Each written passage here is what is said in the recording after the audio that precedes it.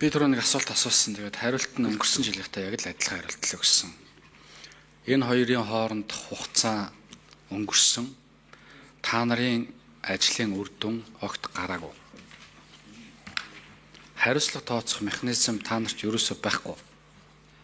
Өөрөөр хэлбэл та нар хариуцлага тооцдоггүй. Тооцож чадахгүй байгаа.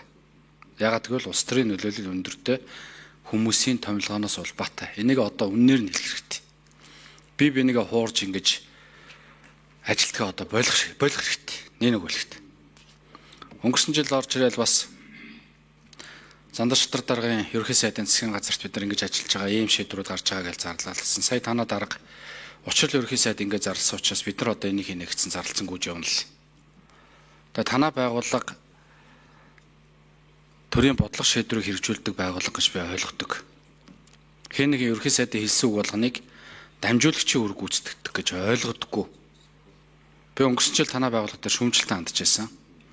Энэ жил ахаад баталгаажчих маш харамсалтай. Анх засгийн газрын хяналт хэрэгжүүлэх танаа одоо энэ байгууллагыг байгуулахдаа их өөрөөр ярьж ирсэн. Өөрөөр ярьж иж мэргэжлийн хяналтын байгууллагыг татан буулгаж танаахыг бий болгож ирсэн. Тэгээ маш харамсалтай байна.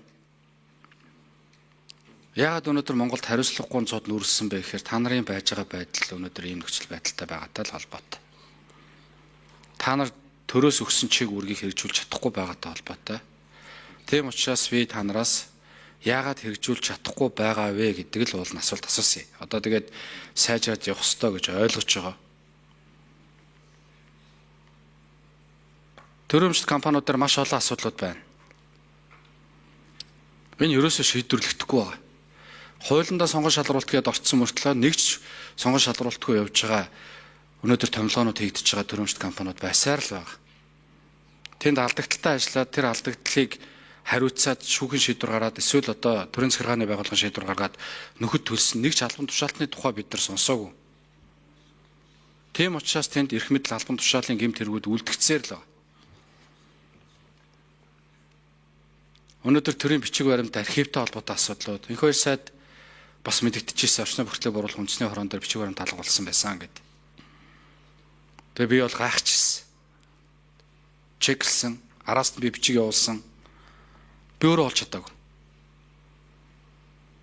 Тэр бас материалууд олж чадаагүй жишээлбэл. Тэр засгийн газар хэлэхдээ ч байсан.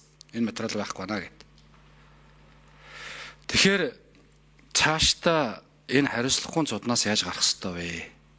Уулын танай агентлаг энд орж ирж байгаа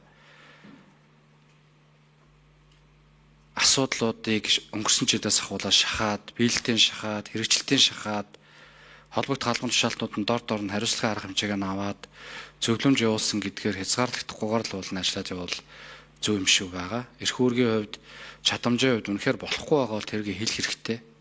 Бид нар үнэхээр эрх мэдэл маань хуулиар олгогдсон хэмжээнд болохгүй байна. Энийг өөрчлөмөр байна. Үндэсний аудитын газрынхаа хэлсэн шүү дээ. Тэрнтэй яг адилхан багхгүй. Тэгээ энийг л шийдэхгүй бол бид нар энд ярьдаг, та нар хариулдаг нэртэй ингээд л бүх цаг хугацаа өнгөрч байна. Би дахиад хэлье. Та нар ерөөсөө хариуцлага тооцож чадахгүй байгаа. Танаа механизм өөрөө ажиллахгүй байгаа. Танаа механизм ажилтдаг болох цагаас хариуцлага тооцдог механизм хэрэгжиж эхэлнэ.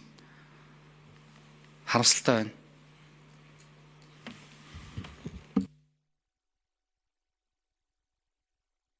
За Гомбын Ганбаатар гишүү хэлье.